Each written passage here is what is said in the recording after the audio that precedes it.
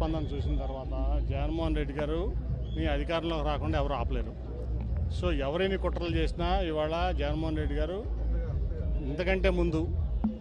ఇంత ముందు కంటే కూడా ఎక్కువ సీట్లతో మళ్ళీ ప్రభుత్వాన్ని ఫామ్ చేయబోతున్నారు. దాంట్లో ఎటువంటి సందేహం లేదు. కాబట్టి ఎటువంటి కుట్రలు, ఇటువంటి కుటీల రాజకీయాలు ఇవన్నీ కూడా ఆపితే మంచిదని చెప్పి నేను అందరికీ, ఎవరైతే ప్రతిపక్షాలు ఉన్నారో వాళ్ళందరికీ కూడా నేను మనవి చేస్తాను. ఫస్ట్ పోలీస్ ఇన్వెస్టిగేషన్ ఇమీడియట్ జరగాలి. అది ఎందుకంటే నాకు ఫస్ట్ ఒక టప్ అని సౌండ్ వినపడింది. నేను అక్కడ 40 సెకండ్ తర్వాత సీఎం గారు చేయి పెట్టుకుని కిందకు తోలడం చూశాను.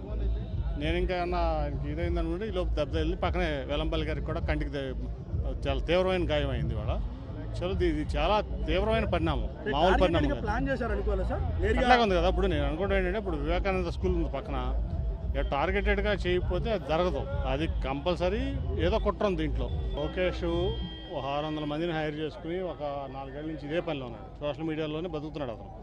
కాబట్టి అతను సోషల్ మీడియాలో ఇటువంటి పనులు చేపిస్తాడు, ఎవరి మీద చేపిస్తాను అలవాటు పడిపోయాడు అతను. సో ఇటువంటి దుష్ప్రచారాలు ఇటువంటివన్నీ చేయడం అతనికి అలవాటైపోయింది లోకేష్ అనే వ్యక్తికి. ఇది ఖచ్చితంగా కూడా ఇమీడియట్గా చాలా తీవ్రంగా పరిణమించి మేము ఇక్కడే కాదు, ఢిల్లీలో కూడా ఎలక్షన్ కమిషన్ మేము దాన్ని రిప్రజెంట్ చేస్తాం. ఆయన ప్రజాదరణ, జగన్మోహన్ రెడ్డి గారి ప్రజాదరణ వాళ్ళు ఎవరు కూడా తట్టుకోలేకపోతున్నారు. ఎస్పెషల్లీ విజయవాడలో తట్టుకోలేక ఈ ఓర్వలేక చేసినటువంటి పని ఇది. దాంట్లో ఎవరైతే ఉన్నారో దోషులను బయట తీయాలి.